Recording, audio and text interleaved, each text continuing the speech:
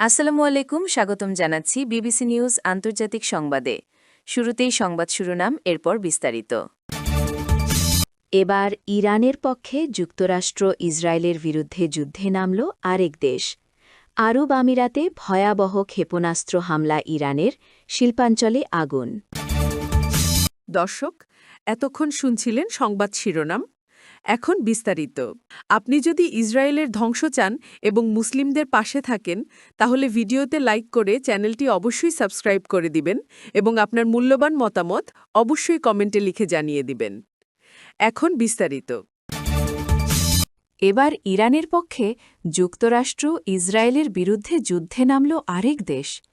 ইরানের সঙ্গে যুক্তরাষ্ট্র ও ইসরায়েল মধ্যকার চলমান সংঘাত এক নতুন মোড় নিয়েছে।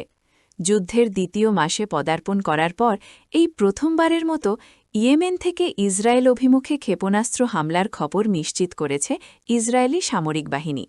শনিবার ২৮ মার্চ ভোরে দেওয়া এক বিবৃতিতে ইসরায়েলি প্রতিরক্ষা বাহিনী আইডিএফ জানায়, ইয়েমেন থেকে ইসরায়েলি ভূখণ্ড লক্ষ্য করে একটি ক্ষেপণাস্ত্র নিক্ষেপের ঘটনা শনাক্ত করেছে।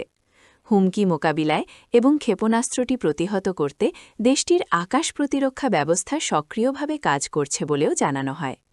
ইরান সমর্থিত ইয়েমেনের হুথি বিদ্রোহীরা এই যুদ্ধে সরাসরি যোগ দেওয়ার হুমকি দেওয়ার পর এই হামলার ঘটনা ঘটল। যদিও যুদ্ধের শুরু থেকেই এই অঞ্চলের বিভিন্ন সশস্ত্র গোষ্ঠী ইসরায়েলের বিরুদ্ধে হুঁশিয়ারি দিয়ে আসছিল, তবে সরকারিভাবে ইয়েমেন থেকে আসা কোনো হামলার কথা ইসরায়েল এই প্রথম স্বীকার করল। আরব আমিরাতে ভয়াবহ ক্ষেপণাস্ত্র হামলা ইরানের, শিল্পাঞ্চলে আগুন। সংযুক্ত আরব আমিরাতে ইরানের ভয়াবহ ক্ষেপণাস্ত্র ও ড্রোন হামলার পর একটি শিল্পাঞ্চলে আগুন লাগার খবর পাওয়া গেছে। শনিবার ২৮ মার্চ ভোরে এই অগ্নিকাণ্ড ঘটে। এতে হতাহতের কোনো খবর পাওয়া যায়নি বলে কর্তৃপক্ষ জানিয়েছে, খবর এএফপি। আমিরাতের প্রতিরক্ষা মন্ত্রণালয় জানায়, ইরান থেকে ছোড়া ক্রুজ ক্ষেপণাস্ত্র ও ড্রোন প্রতিহত করতে দেশটির আকাশ প্রতিরক্ষা ব্যবস্থা সক্রিয় ছিল। আঞ্চলিক যুদ্ধ শুরুর ১ মাস পর উপসাগরীয় অঞ্চলে তেহরান হামলা জোরদার করছে। আবুধাবি সরকারের গণমাধ্যম দপ্তর থেকে এক বিবৃতিতে জানানো হয়, খালিফা ইকোনমিক জোনস এলাকায় ২টি অগ্নিকাণ্ড নিয়ন্ত্রণে কাজ করছে কর্তৃপক্ষ।